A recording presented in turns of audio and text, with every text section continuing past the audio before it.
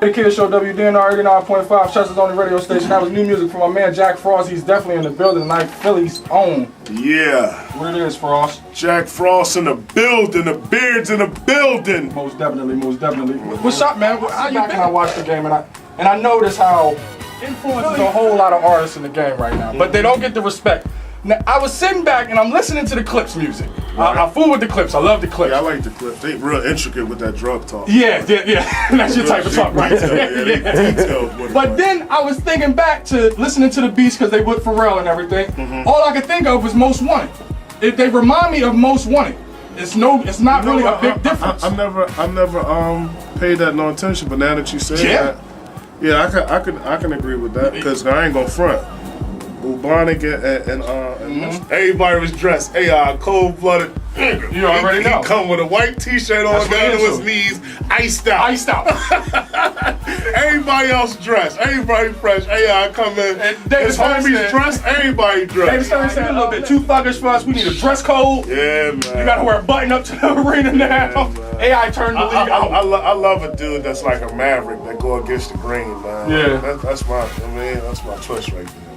And it gotta be. Going against the machine, man. Back into your situation, you just came. I seen on World Star and everything that you just came back from Mecca, from the Mecca, Dubai, Saudi Arabia. You Freeway and Loon. That was Loon's first time being there, and we was brought over there. That whole trip was paid for by an association out of Canada, and they called the CDA, the Canadian Dawah Association. And Dawah is an Arabic word that means the invitation to Islam, and what they do is they specialize in bringing Muslim celebrities to Mecca and Medina to help increase their faith, and so they can learn more about the religion and stuff like that. And like when we was out there with the boy that brought us out there, like he brought Dave Chappelle out there because Dave Chappelle was Muslim, and a lot of people don't know, like that's the reason why he stopped. With all of the stuff because he got more religion. I mean, being over there like this last time was more in detail because the first time I went,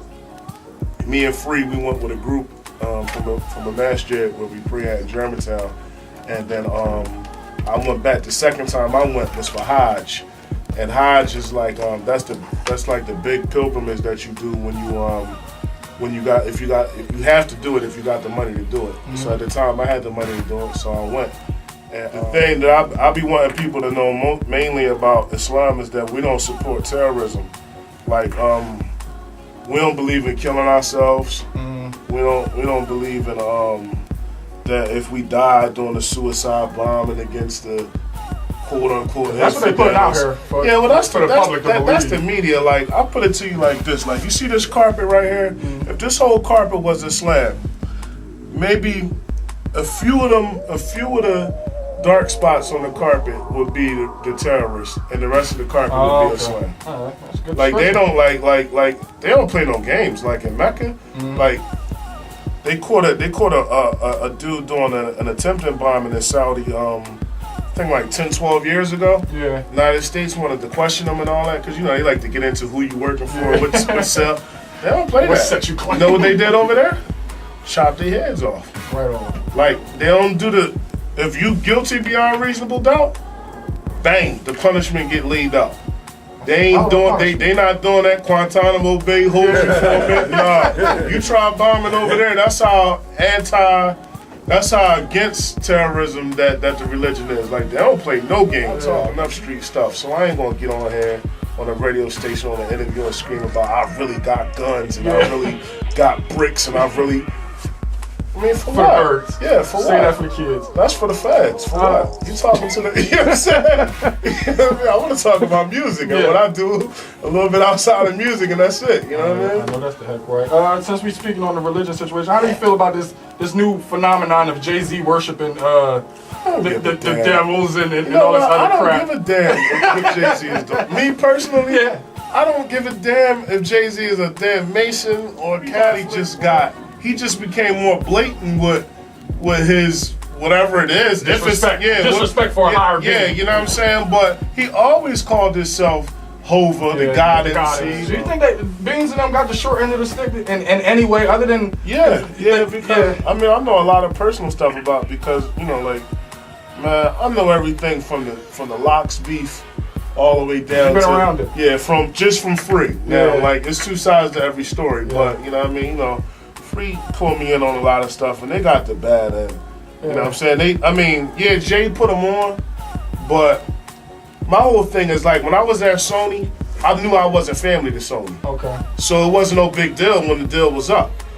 I didn't have my CEO telling me, yeah, you like family and Rock Live Familiar, Sony Familiar, and all that. That's what I was getting. It was straight corporate. From Beanie's interview when he first came out talking about it, he never said anything about money. It was always about the love and the friendship and the Rock Live Familiar. And you telling me family, why you gonna tell a man he family? Like real talk, I was with Beans when Jay got the cops to get us out of there. Yeah. I was one of the dudes that when he looked down into that crowd and he seen who was with Beans, seeing them beards, he was like, wow. Gotta get out of here. And I'm talking about I was the most normal looking dude. Yeah. Like the dudes ain't my homies, like they his homies. Okay. Me and Beans is just homies. Yeah. But when you see the dudes he had with him, they look like they was ready to rob the whole joint. Like you know what I'm saying? Like, and then you look at me, you know what I'm saying? I'm 6'3", 300 pounds, big beard, bald head, big mark on my head for praying. You know what I mean?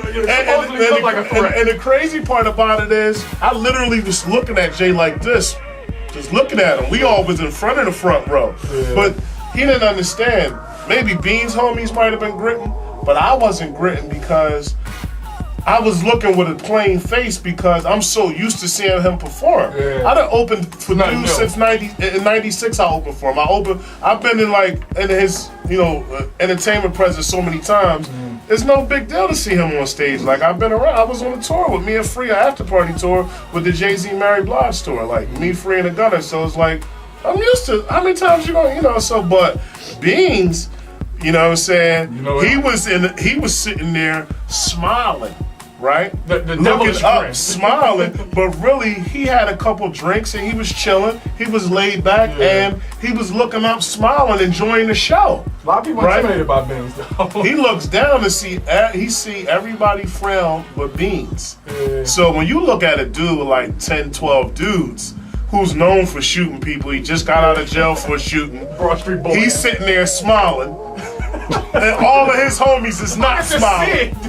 Dog, this dude did some Obama stuff. He saluted. I'm gonna tell you how it went down. He looked down. He saluted Beans. That's what he said. That must have been the first signal. Yeah. The next signal was Carlene from Def Jam came walking over. She looked at all of us, spoke to everybody, gave Beans a hug and a kiss, walked over to the side, and Jay was doing, you don't know what you do to me. He backpedaled. He said 1 million, 2 million, 3 million, 4. He never stopped. He was backpedaling while he was rapping, right on beat. Did a little joint with his hand. Next thing you know, Highway Patrol and everybody was like a baseball coach. Dog, and he never stopped rapping. Never. Like, I've never seen nothing like that. Like, you know what I mean? Like, I done been across the room and gave up. That's a mess. That was like, that had to be rehearsed. And then come to find out, they had swept the building once for Beans before, and we didn't even know it. Man, dog, when I tell you, let me tell you, I done gave my boys a signal from across the room or something like that before. I ain't never seen nothing like this, dog. 1 million, 2 million. Yeah, exactly. I find it amazing faith that people have in entertainers because all of this stop snitching stuff that people talk, right? I'm telling myself. People was defending Jay's decision on to get his man, whether it's not his man or whatever the case was. It's your man's. Dog. First of all, it's highway patrol in there, presidential security and all that type of stuff.